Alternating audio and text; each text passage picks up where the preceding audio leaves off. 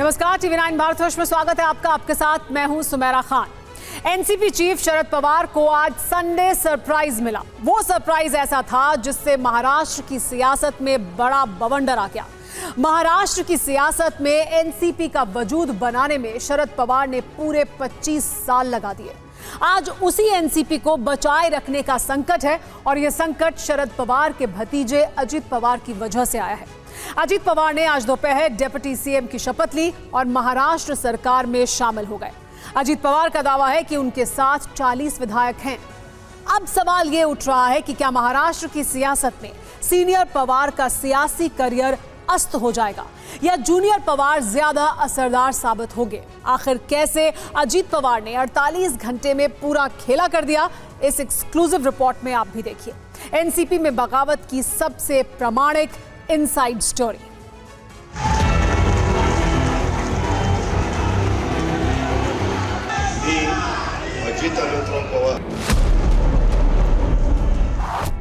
गंगा में जब पानी बह गया, यानी सबसे बड़ी बगावत के बाद प्रेस कॉन्फ्रेंस में जब शरद पवार से सवाल पूछा गया कि एनसीपी का नेता कौन, तो उन्होंने हाथ उठाकर जवाब दिया, मैं।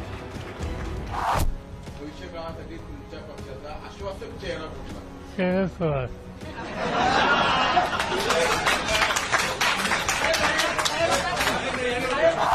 अब ये भतीजे अजित पवार को चैलेंज था या कुछ और, लेकिन इतना तो तय है कि एनसीपी यानी शरद पवार, ये वो शरद पवार थे जिन्हें शायद इसलिए 82 साल की उम्र में हाथ उठाकर बताना पड़ा कि अहम एनसीपी।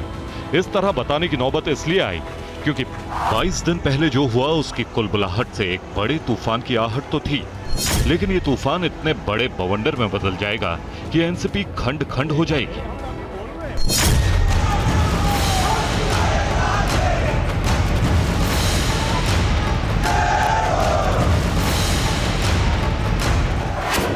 इसका अंदाजा सियासत के पावरफुल खिलाड़ी शरद पवार को भी नहीं था। चचा शरद पवार देखते रहे और डिप्टी सीएम बन चुके भतीजे अजित पवार 40 विधायक ले उड़े। हमने सबने मिलके ये डिसीजन लिया है, पार्टी के नाते हमने ये डिसीजन लिया है और ये होते हुए पूरे विधायक हमारे साथ है, मेंबर ऑफ पार्लियामेंट हमारे साथ है, बाकी के पार्टी के वर्कर हमारे साथ है। इसीलिए आज मैंने डिप्टी चीफ मिनिस्टरशिप का ओथ ली। 25 साल में जिस एनसीपी को शरद पवार ने खून पसीने से सींचकर महाराष्ट्र की सियासत में इस मुकाम तक पहुंचा दिया था, जहां महाराष्ट्र में सरकार बनाना बिना एनसीपी के नामुमकिन सा हो चला था, लेकिन आज उसी एनसीपी के दो टुकड़े हो गए हैं। चचा भतीजे के बीच अदावत का नया अध्याय खुल चुका है। मी आता सांगितलं ना की विधानसभा लोकसभा आम्ही राष्ट्रवादी काँग्रेस पक्ष आणि घड्याळ या चिन्हावर आणि त्या पक्षाच्या नावावरच निवडणुका लढवणार। चचा शरद पवार सियासत के माहिर खिलाड़ी हैं। बड़े बड़े संकट उन्होंने देखे हैं, लेकिन इस बार शिकन उनके चेहरे पर साफ दिख रही थी। भतीजे की बगावत को लेकर प्रेस कॉन्फ्रेंस की और बता दिया कि ऐसी बगावतें उनके लिए मौसम की तरह हैं, पतझड़ के बाद बहार फिर से आएगी। शरद पवार जो कह रहे हैं उस बात में दम तो है, क्योंकि बगावत का ये चैप्टर उनके लिए नया नहीं है। इन दो तस्वीरों को देखिए, एक तस्वीर साल 2019 की है और दूसरी आज यानी 2023 की। दोनों ही तस्वीरों में किरदार एक ही है। सियासत में बगावत के तेवर वैसे ही हैं, बस वक्त बदला है। 2019 में अजित पवार डिप्टी सीएम 80 घंटों के लिए थे, लेकिन इस बार देखना है कि उनकी पारी कितनी लंबी चलती है, क्योंकि शरद पवार तो अभी भी कह रहे हैं कि घर में फूट अभी भी नहीं है। ना ही ये कोई गुगली है जिस पर वो बोल्ड हो गए, बल्कि उन्हें तो अजित पवार के भविष्य की चिंता है। ये गुगली नहीं, ये राहुल है। ये कोई ऐसी छोटी बात नहीं। शरद पवार भले कहें कि पार्टी में ऑल इज वेल है, लेकिन अजित पवार की प्रेस कॉन्फ्रेंस की तस्वीर साफ बताती है कि 2019 के मुकाबले इस बार मामला अलग है। अजित पवार के एक तरफ छगन भुजबल बैठे थे तो दूसरी तरफ प्रफुल्ल पटेल। एनसीपी के दो कद्दावर नेता अजित पवार के साथ थे। नहीं, अजीत पवार साहब का और पार्टी का कोई अलग फैसला नहीं है कि क्या पार्टी में कोई नाराजगी, कोई फूट? नहीं, कोई फूट नहीं, पार्टी में नाराजगी।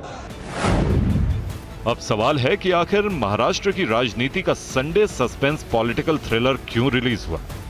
क्यों महाराष्ट्र के सबसे बड़े कद्दावर सियासतदान शरद पवार की पार्टी में फूट पड़ी? कौन इस बगावत का असली स्क्रिप्ट राइटर है जिसने चचा के खिलाफ भतीजे को बगावत करने पर मजबूर कर दिया? इस सवाल की अलग अलग व्याख्या है, लेकिन पहले सुनिए TV9 भारतवर्ष से एक्सक्लूसिव बातचीत में महाराष्ट्र के मुख्यमंत्री एकनाथ शिंदे ने क्या कहा। और अजीत दादा विकास के ऊपर विश्वास रखने वाले नेता थे और उन्होंने उनको ये काम करने वाले नेता को जब ऐसे साइडलाइन किया जाता है तो वो ऐसी घटना होती है। और आज अजीत दादा आ गए, उनके सब साथी जिनको दबा के रख दिया था, जब परिवारवाद ने एक ऐसे कार्यकर्ता को जो कर्मठ कार्यकर्ता होता है, दबंग कार्यकर्ता होता है, उसको ऐसे तरह दबोचा जाता है, काम करने का मौका नहीं देता है, तब वो ऐसा होता है। ऐसा नहीं है कि अजित पवार ने बागी तेवर एकदम से अख्तियार किए हैं। दरअसल एनसीपी में उनके साथ पिछले 3-4 साल में जो कुछ हो रहा था उसे वो दबाए बैठे थे। लेकिन 10 जून को एनसीपी के 25वें स्थापना दिवस पर जैसे ही शरद पवार ने अजित पवार को दरकिनार करके सुप्रिया सुले को एनसीपी का कार्यकारी अध्यक्ष बनाया, बस वहीं से तय हो चुका था कि अब अजित पवार खामोश नहीं बैठने वाले। सुप्रिया सुले पार्लियामेंट के सदस्य, उनको भी हम वर्किंग प्रेसिडेंट का अनाउंसमेंट करते हैं और उनके साथ महाराष्ट्र,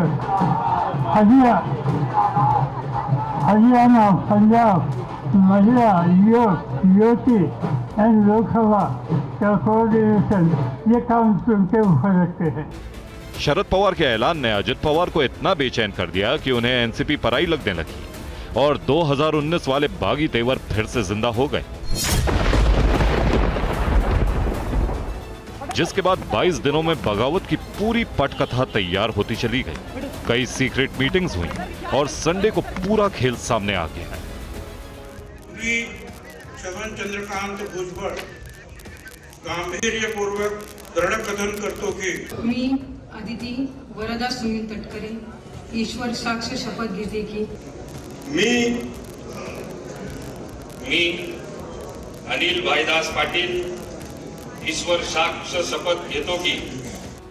ऐसे में अजित पवार इस बार पूरे दमखम के साथ एनसीपी के नए बॉस बनने की तरफ बढ़ चले हैं, बल्कि उनके तेवर बताते हैं कि वो एनसीपी के नए बॉस बन चुके हैं, क्योंकि 54 में से 40 विधायकों का दावा कर रहे हैं।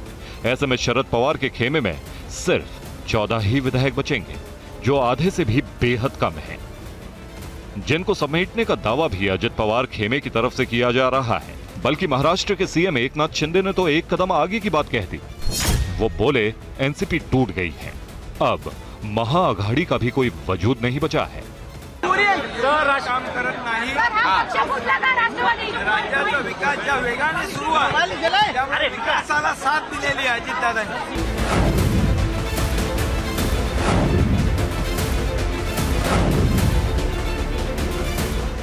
यानी बीजेपी के लिए ऐसी स्थिति बनती जा रही है कि वो अगले साल चुनाव में महाराष्ट्र में कमाल दिखा सकती है।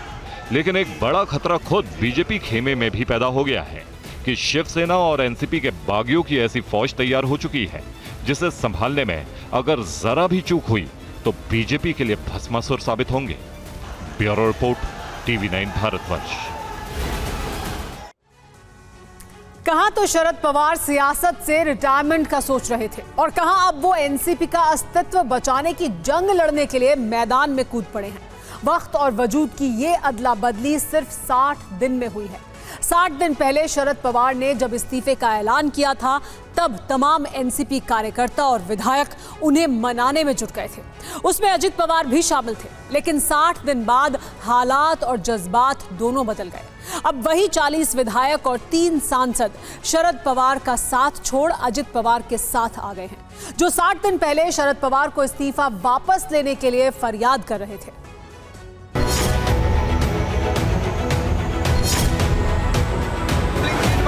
सरकार मोदी जी के नेतृत्व में चल रहा था, इसको भी ट्रिपल इंजन मिल गया है। पार्टी मतलब शरद पवार, पार्टी कोई दूसरे की नहीं है, पार्टी मतलब शरद पवार। और जैसे शिंदे का एस सुपर था, फडणवीस का एफ फास्ट था, अब पवार का पी ये प्रोग्रेस के लिए लगेगा।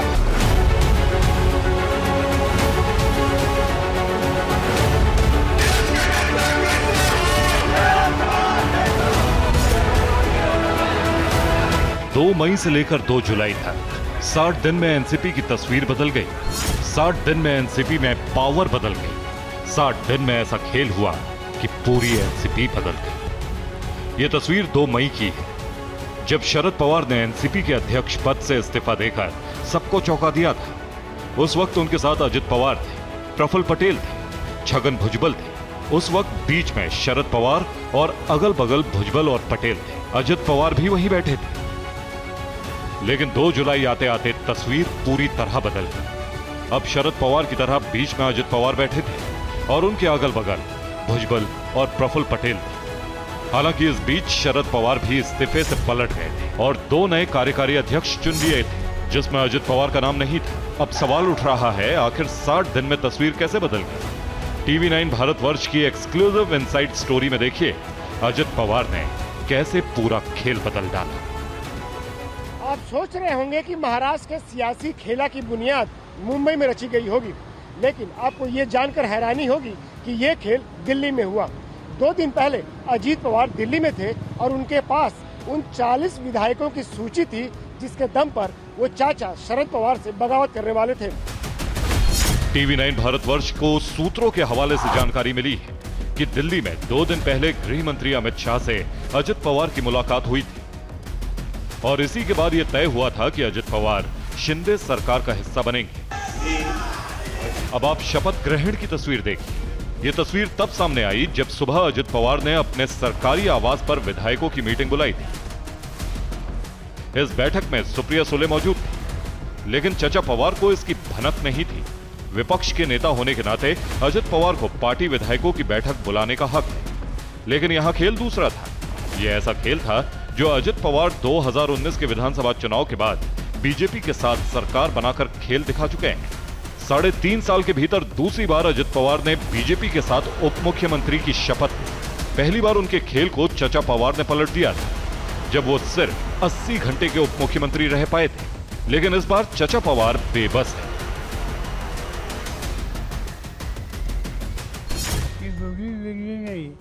ये राहुल है, ये कोई ऐसी छोटी बात नहीं। अब सवाल उठ रहा है, आखिर अजित पवार को क्यों बगावत करनी पड़ी? बीजेपी के साथ मिलकर वो सरकार बनाना चाहते थे, जिस पर शरद पवार तैयार नहीं थे। 2 कार्यकारी अध्यक्ष बनाना अजित पवार को मंजूर नहीं था। 2024 में मोदी के खिलाफ विपक्ष के मोर्चे में शामिल होना नहीं चाहते थे। पटना में विपक्षी एकता मंच में शरद पवार के शामिल होने से नाराज थे। अब जरा इन तस्वीरों पर गौर कीजिए। ये 23 जून को पटना में विपक्षी एकता की तस्वीर है। महाराष्ट्र की राजनीति के जानकारों की माने तो अजित पवार इस बात से खुश नहीं थे कि एनसीपी को उस विपक्षी मोर्चे में शामिल होना चाहिए जिसमें कांग्रेस शामिल है। अजित पवार मौके की तलाश में थे, क्योंकि 10 जून को चाचा शरद पवार के फैसले के बाद उनके लिए एनसीपी में भविष्य अंधकारमय था। तो 10 जून को ये फुल एंड फाइनल हो गया था कि भतीजे अजित पवार और चाचा शरद पवार की राहें जुदा हो जाएंगी, क्योंकि एनसीपी में रहते हुए अजित पवार के पास विधानसभा विरोधी पक्ष की नेता के तौर पर काम करने के सिवा कुछ बचा नहीं था, जबकि वो पार्टी के सियासी उत्तराधिकारी बनना चाहते थे। लेकिन चाचा शरद पवार ने बेटी सुप्रिया सुले को पार्टी की कमान सौंप दी। अब सवाल है कि राजनीति के माहिर खिलाड़ी शरद पवार को अजित पवार के पावर गेम का कोई इल्म नहीं था। क्या वो अजित पवार और बीजेपी की मौजूदा नजदीकी से बेखबर थे? 2019 तक शरद पवार का एनसीपी पर दबदबा था। उन्होंने सिर्फ 80 घंटे के अंदर पार्टी में टूट की आशंकाओं को नाकाम करके भतीजे अजित को एनसीपी के साथ आने के लिए मजबूर कर दिया। 2019 में ही शरद पवार की पहल पर महाविकास अघाड़ी बनी, जिसमें पहली बार शिवसेना और कांग्रेस जैसी धुर विरोधी पार्टी एक छतरी के नीचे आई। ये उस शरद पवार की ताकत थी जिनका सियासी बगावत से सामना पहले भी कई दफा हो चुका है। एनसीपी में आज तक जो भी कुछ हुआ है वह सब शरद पवार की मर्जी से हुआ है। लेकिन साल 2009 में अजीत पवार ने शरद पवार की लीडरशिप और उनके फैसले लेने के तरीके पर सवाल उठाकर सबको चौंका दिया था। ठीक इसके 10 साल के बाद अजीत पवार ने एक बार फिर चौंकाया जब साल 2019 में वह देवेंद्र फडणवीस के साथ उप मुख्यमंत्री पद की शपथ ले लिए। एनसीपी और महाराष्ट्र में महाविकास आघाड़ी के रचनाकार शरद पवार की राजनीति का आधार ही विरोध रहा है। लेकिन जब शरद पवार ने 2 मई को यानी 60 दिन पहले एक कार्यक्रम के दौरान एनसीपी अध्यक्ष पद से इस्तीफे का ऐलान किया तो सभागार का माहौल इमोशनल होने लगा। कार्यकर्ताओं ने शोर मचाना शुरू कर दिया तो उनके करीब बैठे नेता जज्बाती हो गए। इस एपिसोड से ऐसा लगा मानो एनसीपी में शरद पवार नहीं तो कुछ नहीं।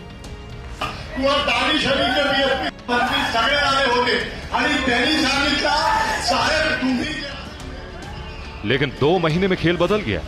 कहते हैं सियासत और सत्ता के खेल में कोई किसी का सगा नहीं होता। महाराष्ट्र का संडे सरप्राइज इसकी बानगी है। भतीजा चचा का ना रहा।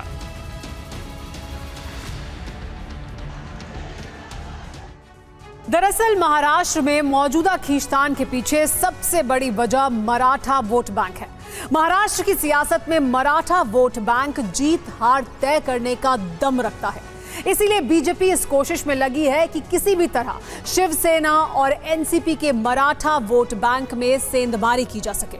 इसीलिए शिंदे के बाद अजित पवार को साथ मिलाकर बड़ा खेला कर दिया गया है महाराष्ट्र में।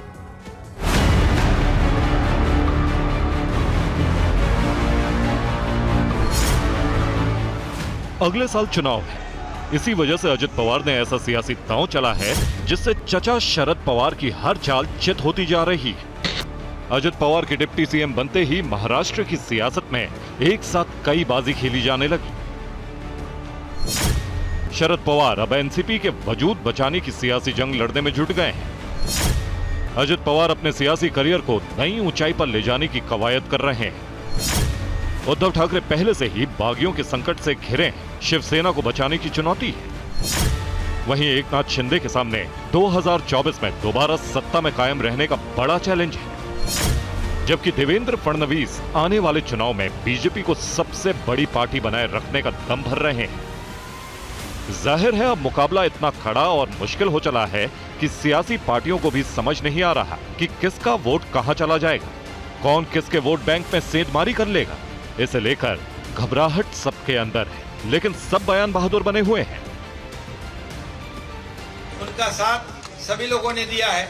जब किसी कर्मठ नेता जो कार्यकर्ता जो दिन रात काम करता है उसको दबाया जाता है, साइडलाइन किया जाता है, तब ऐसी घटना होती है। चंद दिनों में महाराष्ट्र को और एक मुख्यमंत्री मिलेगा। सरकारें कैसी बनती है महाराष्ट्र जैसे राज्य में और केंद्रीय यंत्रणा का कैसा दुरुपयोग किया जाता है, आज फिर एक बार पूरे देश की जनता ने देखा है। धन्यवाद। महाराष्ट्र की सियासत में मराठा वोट बैंक काफी मायने रखता है। यहां तक सीएम कौन होगा ये मराठा वोट बैंक पर काफी हद तक निर्भर करता है। यही वजह भी रही है कि 1960 से लेकर अब तक महाराष्ट्र में 11 मराठा सीएम बने।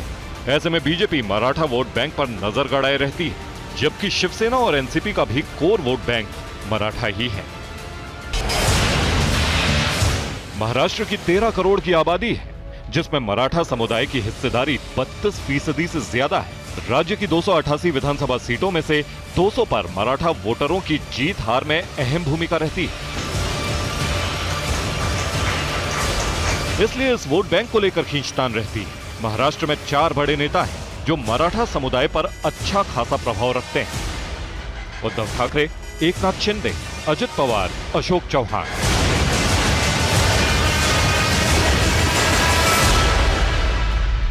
अब बीजेपी को इनमें से 2 बड़े नेताओं का साथ मिल चुका है। जाहिर है इससे अच्छा खासा फायदा बीजेपी को होगा। वैसे भी देवेंद्र फडणवीस को लेकर मराठा समुदाय नाराज चल रहा था, जिसकी भरपाई एकनाथ शिंदे और अजित पवार कर सकते हैं।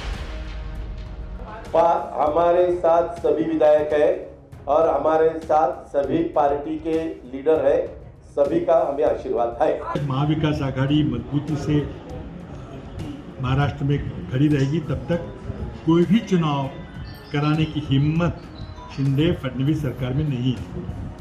स्थानीय निकायों के चुनाव 1.5 साल से प्रलंबित है। लेकिन शिंदे फडणवीस सरकार की हिम्मत नहीं हो रही है चुनाव कराने की, और इसीलिए हमें अंदेशा था कि कोई ना कोई गुट को तोड़ने की कोशिश की जाएगी।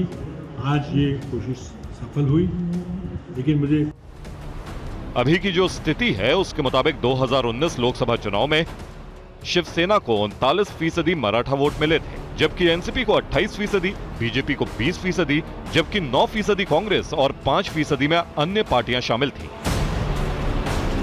कुल मिलाकर शिवसेना और एनसीपी की मराठा वोट बैंक पर अच्छी खासी पकड़ है, लेकिन शिवसेना से एकनाथ शिंदे के अलग होने से और एनसीपी के अजित पवार के शिंदे सरकार में मिलने से बीजेपी मराठा वोट बैंक में सेधमारी कर चुकी है। लेकिन बीजेपी का ये प्रयोग कितना सफल होगा, कुछ कहा नहीं जा सकता, क्योंकि उद्धव ठाकरे मराठा अस्मिता और बाला साहेब ठाकरे को सामने रखकर पूरा जोर लगाएंगे। मराठा वोट बैंक के सहारे शरद पवार एनसीपी का वजूद बचाए रखने के लिए पूरी ताकत झोंकने जा रहे हैं। जल्द ही शरद पवार पुणे में रैली करने जा रहे हैं। उधर अजित पवार भी नई सियासी रणनीति को लेकर जल्द ही जमीनी स्तर के कार्यकर्ताओं के साथ मंथन करने वाले हैं। लेकिन ये तमाम कोशिशें कितनी कामयाब होती हैं, ये अगले साल चुनाव के बाद ही पता लग पाएगा। Bureau report, TV9 Bharatvarsh. आगे बढ़ने से पहले इस वक्त की बड़ी खबर आपको बता दें, अजीत पवार की बगावत पर क्या कहा है ओवैसी ने। जिसे विपक्षी मीटिंग में बुला रहे हैं वो बीजेपी में मिल रहा है, ये कहा ओवैसी ने। बीजेपी से मुकाबला करना है तो एजेंडा बनाना पड़ेगा, ये कहना था असदुद्दीन ओवैसी का। बिहार में AIMIM के 4 विधायकों को खरीदा गया। नाटक है इनकी पॉलिसी है कि मीटिंग में जिसको बुलाकर बिठाती है। आज प्रफुल्ल पटेल साहब बीजेपी की तारीफ कर रहे हैं, ये तुम्हारा पोजीशन यूनिटी है। अरे छोड़ो ये सर्टिफिकेट बांटने की दुकान बंद करो। तुमको अगर बीजेपी को रोकना है तो आइडियोलॉजी की बुनियाद पर रोको। बीजेपी से मुकाबला करना है तो एक एजेंडा बनाओ। ये नहीं हो सकता कि नहीं हम जो करेंगे वो सच है और दूसरों को सबको गुलामों की तरह आपके सामने सर झुकाकर खड़ा होना पड़ेगा। ये नहीं होने वाला है। अब आवाम बेदार हो चुकी है, नौजवान बेदार हो चुका है। तुम सिर्फ झूठ बोल बोल कर मुस्लिम अकलियत का वोट तो ले लेते हो, मगर उसके बाद तुम बीजेपी को हरा नहीं पाते। और आगे हम आपको दिखाने वाले हैं स्पेशल रिपोर्ट, फसाद किस तरह से जारी है पेरिस की सड़कों पर।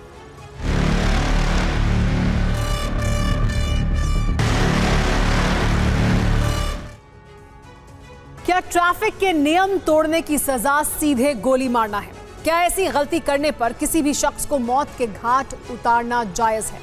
सुनकर भले ही आपको हैरानी हुई हो, मगर 27 जून को फ्रांस की राजधानी पेरिस में एक ऐसी ही वारदात हुई। ट्रैफिक रूल्स तोड़ने पर पुलिसकर्मी ने सरेआम 17 साल के एक नौजवान को गोली मार दी। बस फिर क्या था, इस शूटआउट के बाद से सिर्फ पेरिस ही नहीं बल्कि पूरा फ्रांस हिंसा की आग में धधक रहा है। पुलिस और जनता आमने सामने है, हालात बेकाबू होते जा रहे हैं और अगर फ्रांस में उग्र फसाद विकराल होता गया तो यकीन मानिए फ्रांस में इमरजेंसी तय है। आखिर क्यों, देखिए इस वर्ल्ड एक्सप्लोसिव रिपोर्ट में। बीते 100 घंटों से फ्रांस की राजधानी पेरिस युद्ध का मैदान बनी हुई है। बीते 100 घंटों से पेरिस की सड़कों पर पुलिस और प्रदर्शनकारियों के बीच कोहराम मचा है। बीते 100 घंटों से फ्रांस का एक खूबसूरत शहर आगजनी, तोड़फोड़ और बवाल से ना सिर्फ कराह रहा है बल्कि उजाड़, बदसूरत और बेहाल हो चुका है। हैरानी इस बात की है कि बीते 100 घंटों के भीतर सिर्फ पेरिस ही नहीं बल्कि फ्रांस के कई शहरों तक में उपद्रवियों का तांडव विकराल रूप ले चुका है। शहर शहर अगर कुछ नजर आ रहा है तो वो है सड़कों पर आग की लपटों में धधकती कारें।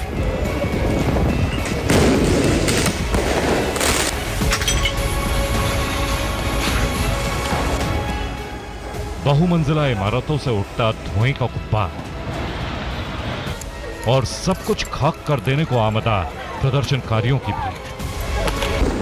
हालात इस बात का संकेत दे रहे हैं कि किसी भी वक्त फ्रांस गृह युद्ध की आग में झुलस सकता है। फ्रांस की प्राइम मिनिस्टर एलिजाबेथ बॉर्न ने तो मुल्क में इमरजेंसी लगाने की आशंका तक जता दी है। जानते हैं क्यों? फ्रांस में बेकाबू हो चुके हालात के चलते।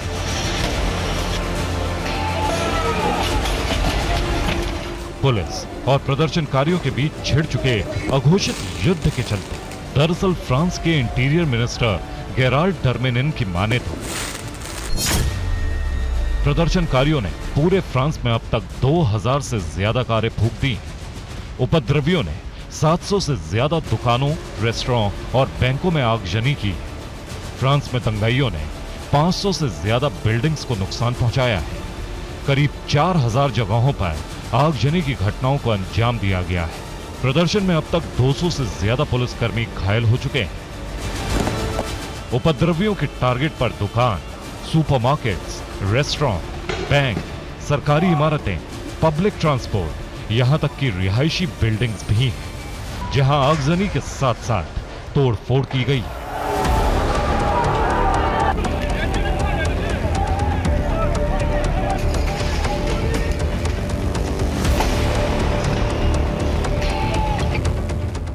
अब सवाल यह है कि फ्रांस की सड़क पर हो रहे फसाद की असल जड़ क्या है? आखिर क्यों फ्रांस के लोग अपने ही मुल्क को तबाह करने के लिए आमदा हैं? आखिर क्यों प्रदर्शनकारी सरकारी संपत्तियों को नुकसान पहुंचा रहे हैं, पुलिसकर्मियों पर हमला कर रहे हैं?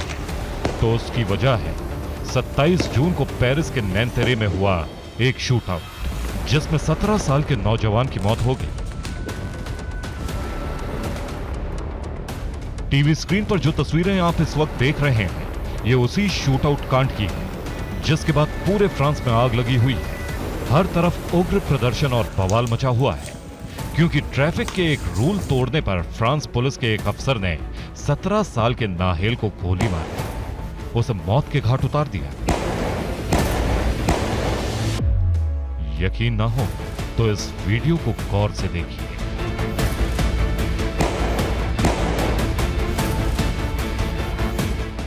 दरअसल 27 जून को पेरिस के नैनतेरे में जो शूट आउट हुआ, उसे लेकर फ्रांस की मीडिया में जो रिपोर्ट सामने आ रही है, सोशल मीडिया पर वायरल हो रहे वीडियो को लेकर जो दावे किए जा रहे हैं, वो ये है कि सड़क पर 2 पुलिस अफसरों ने येलो रंग की एक कार को रोका। बहस के दौरान एक पुलिस अफसर ने नाहेल पर पिस्टल तान दी। इस बीच 17 साल के नाहेल ने तेजी से कार को आगे बढ़ाया। नाहेल ने भागने की कोशिश की तो पुलिस कर्मी ने गोली मारी। कुछ दूरी पर जाकर ही पीले रंग की कार दुर्घटनाग्रस्त हो गई। जिस वक्त नैनतेरे की सड़क पर यह पूरा घटनाक्रम हो रहा था, उस दौरान कई चश्मदीद भी वहां मौजूद थे। कुछ तो अपने मोबाइल से वीडियो भी शूट कर रहे थे। उसी में से एक चश्मदीद का वीडियो काफी वायरल है, उसे आप भी गौर से सुनिए।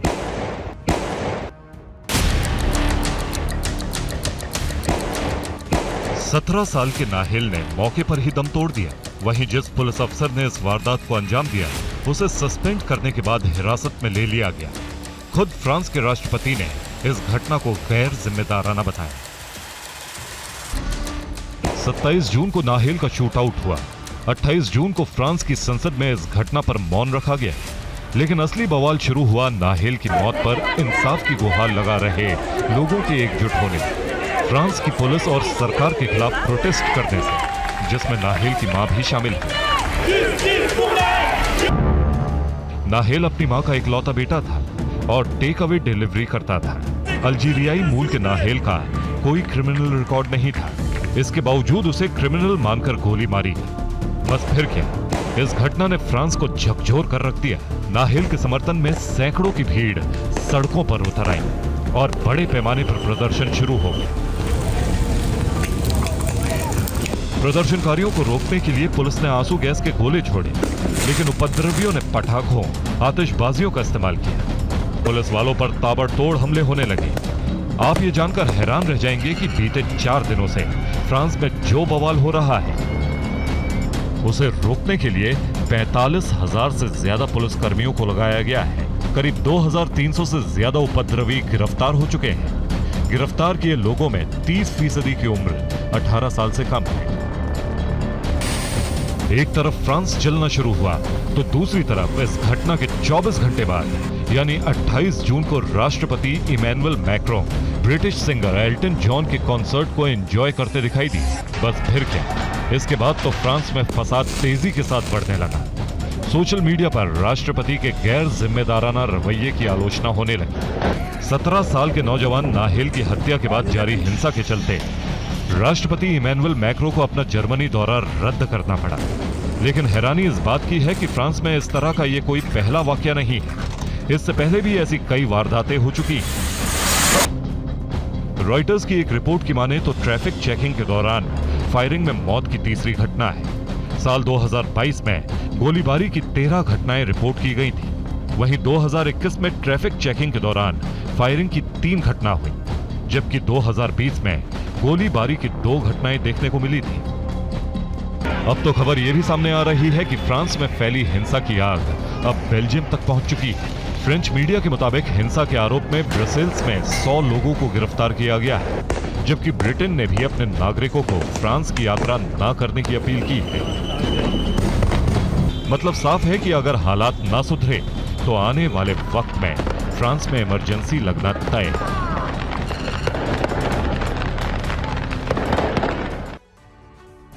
फ्रांस के अलग अलग शहरों में हो रहे दंगा फसाद को रोकने के लिए 45,000 से ज्यादा पुलिसकर्मी लगाए गए हैं।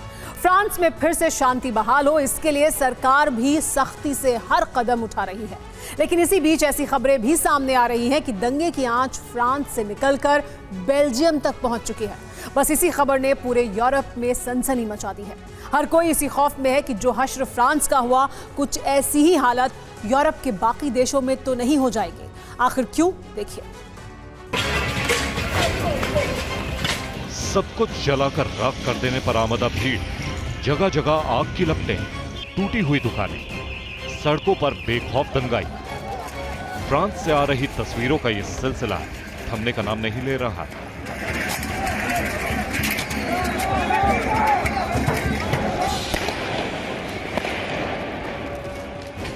फ्रांस सरकार की लाचारी और पुलिस की बेबसी को देखकर अब दुनिया के कई देश हैरान हैं।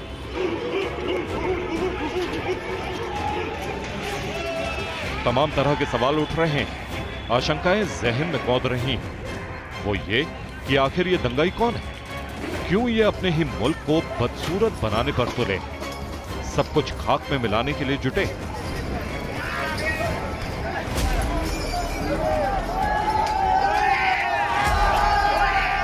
अपनी खूबसूरती के लिए मशहूर पेरिस की इन तस्वीरों को देखकर दुनिया स्तब्ध है।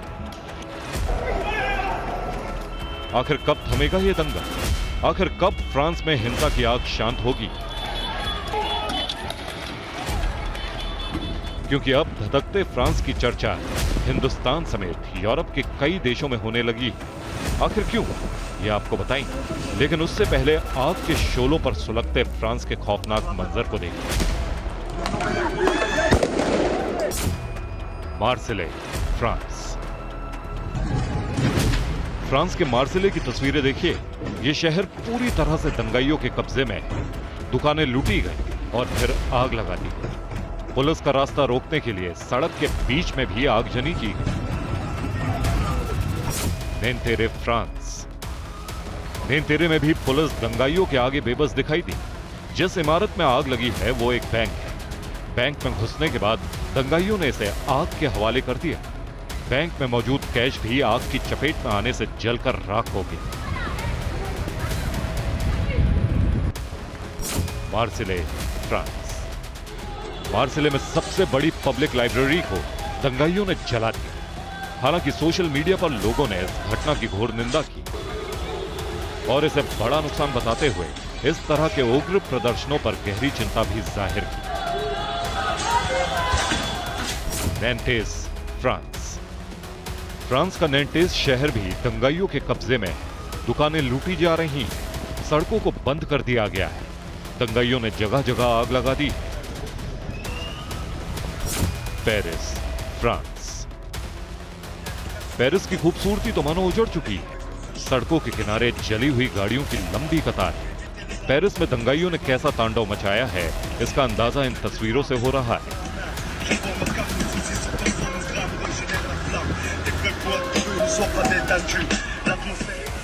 दरअसल फ्रांस के हर शहर, हर कस्बे का यही हाल है। हैरानी इस बात की है कि फ्रांस की आड़ में कुछ नकाबपोश उपद्रवी भी हैं। जो शहर को जलाकर राख करना चाहते हैं। काले कपड़ों में छिपे इन्हीं चेहरों को लेकर सवाल उठ रहे हैं। वहीं कुछ इलाकों में तो दंगाइयों और फ्रांस के लोगों के बीच भी झड़प हो रही है। दंगाइयों को खदेड़ा जा रहा है। ऐसे में सवाल उठता है कि आखिर फ्रांस में प्रदर्शन को लेकर दो गुट क्यों बने।